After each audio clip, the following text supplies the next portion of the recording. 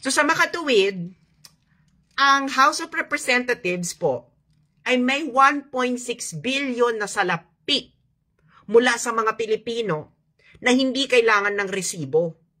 Ang kailangan lang ay certification na ito ay ginastos according to the purpose na kanilang kiniklaim. So anong mas malala po?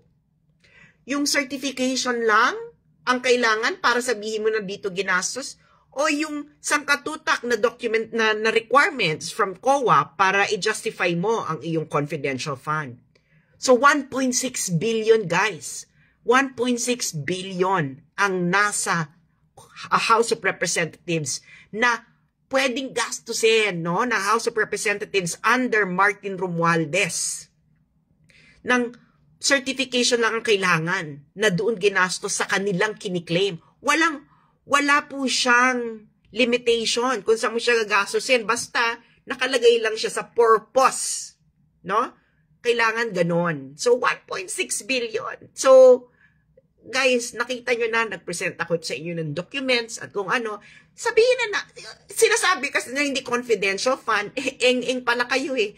Item siya under the confidential fund and it's specifically listed as extraordinary funds. At ang extraordinary funds ay mas maluwag ang auditing. Kailangan lang ng certification. So, ibig sabihin, pwedeng sabihin lang ni Martin Romualdez o sinong official na itong 1.6 billion na ito ay ginastos sa ganitong paraan. Pasok na. Basta 1.6 billion yung halaga ng ginastos. Magre-require lang ang COA ng resibo pag more than 1.6 billion.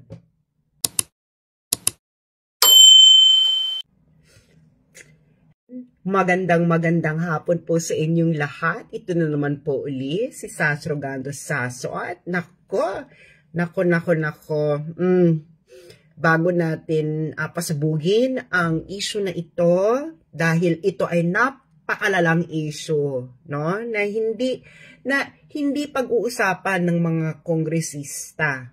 Dahil nga this is a 1.6 billion peso issue, di ba? Pero bago yan, gusto ko munang batiin ang mga kakatsuyin pa lang. Pakilagay po sa comment section kung taga saan po kayo.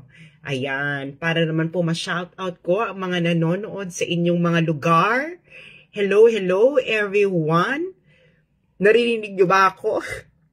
Narinig naman pala ako at maraming nagkakaroon ng nag-emoji. Hello sa mga nasa Thailand, Swadika, Amalia Kal, at mga taga-Agono Rizal. Ayan, kailangan kasi tayo guys ay evidence-based, no?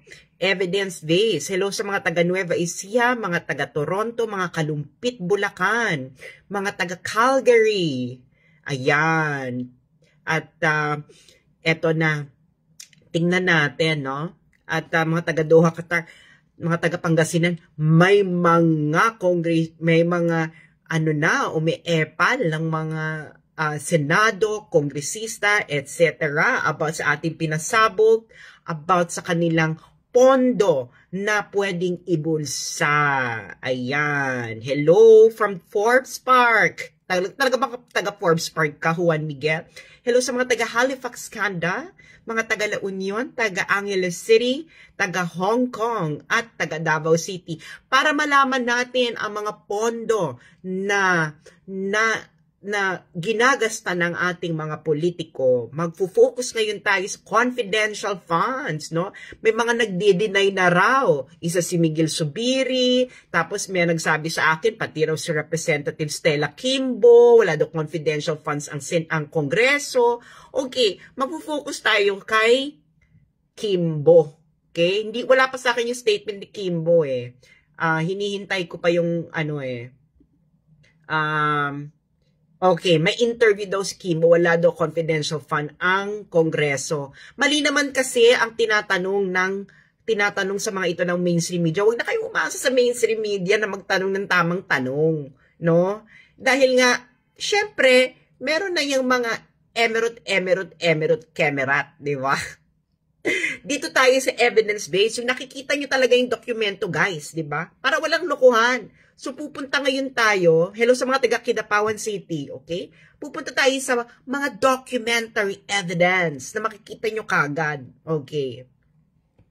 So, nandito tayo sa website ng DBM, General Appropriations Act, okay, for the year 2023, fiscal year 2023. So, pupunta ngayon tayo sa House of Representatives, okay? House of Representatives, okay? So, makikita nyo dito, House of Representatives, no? Ayan. So, pupunta ngayon tayo sa contentious na mga pondo nila. Halimbawa, ito, traveling expenses. Diba? Traveling expenses. Ang traveling expenses ng Kongreso for 2023 ay nagkakahalagang 2 billion. Yan, 2 billion. Sa mga ano naman po, mga aanga-anga, paano ro yung naging 2 billion? Kasi po, ito po ay i-multiply nyo po ng 1,000. Ayan po yan, no? In 1,000 pesos. So, i-multiply nyo po yan ng 1,000. So, yung 2 million, that's 2 billion, no? 2 billion traveling expenses. Yan, traveling expenses. Pero okay, sabihin na natin, ma-justify nila yung traveling expenses. Pupunta ngayon tayo sa confidential, intelligence, and extraordinary expenses. Okay? So, under niyan is merong specific item, no? Extraordinary and miscellaneous expenses. Pero this is under confidential, intelligence, extraordinary expenses. Ang extraordinary and miscellaneous expenses ng Kongreso under Martin Romualdez ay nagkakahalagang 1.6 billion pesos. Okay?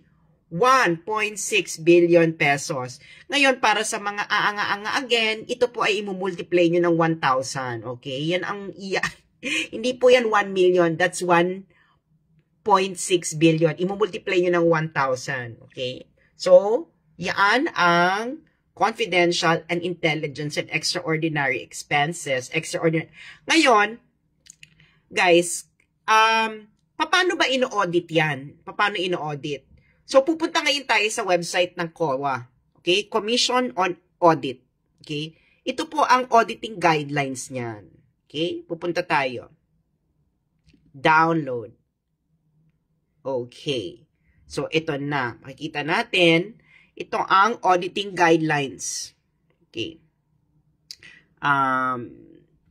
Ng miscellaneous. Okay. Pupunta tayo sa ng extraordinary expenses. Sa extraordinary expenses.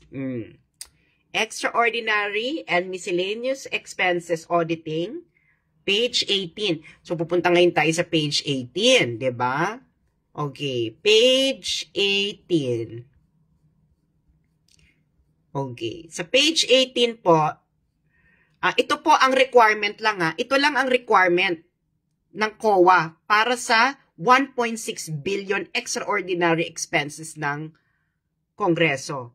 Kailangan lang ng certification. Ayan certification executed by the official concerned.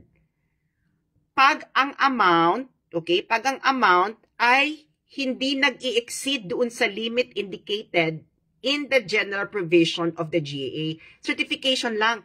So, hindi kailangan ng resibo. Well, kailangan siya ng resibo. Ayan, kailangan siya ng relevant invoices and receipt kung nag-i-exceed siya sa limit yung ginastos. Pero pag hindi naman nag-i-exceed sa limit, hindi kailangan ng resibo at kailangan lang ng minutes of the meeting kung sa meeting and seminar and conferences at attendance sheets. So that's 1.6 billion. So, kayo imagine, ang auditing guideline ng extraordinary expenses ay 1, 2, 3, 4. 4 steps, 4 lang nakalagay, no? Certification lang ang kailangan.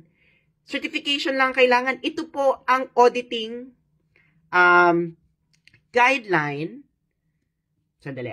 Hanapin ko. So ngayon, pag issue naman natin ay intelligence fund, no? Pag intelligence fund ang issue, ito po ang guideline ng COA. Okay. 33 pages po ang guideline ng COA for confidential and intelligence funds. 33 pages. 33 pages. Pero para doon sa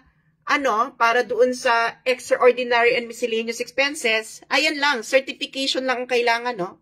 Certification executed by the official concerned. So sa makatuwid, ang House of Representatives po ay may 1.6 billion na salapi mula sa mga Pilipino na hindi kailangan ng resibo. Ang kailangan lang ay certification na ito ay ginastos according to the purpose na kanilang kiniklaim. So anong mas malala po? Yung certification lang ang kailangan para sabihin mo na dito ginastos o yung sangkatutak na document na requirements from COA para i-justify mo ang iyong confidential fund. So 1.6 billion guys. 1.6 billion ang nasa House of Representatives na pwedeng gastusin, no, na House of Representatives under Martin Romualdez. Ng certification lang ang kailangan na doon ginastos sa kanilang kiniklaim. Wala po siyang limitation kung saan mo siya gagastusin. Basta nakalagay lang siya sa purpose, no? Kailangan ganon. So 1.6 billion. So guys, nakita nyo na, nag-present ako sa inyo ng documents at kung ano, sabihin na, sinasabi kasi na hindi confidential fund, eng pala kayo eh. Item siya under the confidential fund and it's specifically listed as extraordinary funds. At ang extraordinary funds ay mas maluwag ang auditing. Kailangan lang ng certification. So, ibig sabihin, pwedeng sabihin lang ni Martin Romualdez o sinong official na itong 1.6 billion na ito ay ginastos sa ganitong paraan. Pasok na. Basta 1.6 billion yung halaga ng ginastos. Magre-require lang ang COA ng resibo pag more than 1.6 billion. Okay? At hindi dun sa purpose na kiniklaim nila ginastos. So, it's all about just certification, the 1.6 billion. Hindi kailangan ng resibo.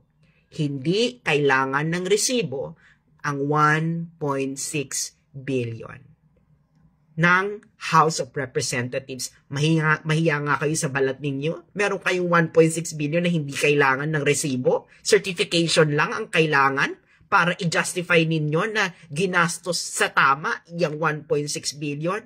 Che!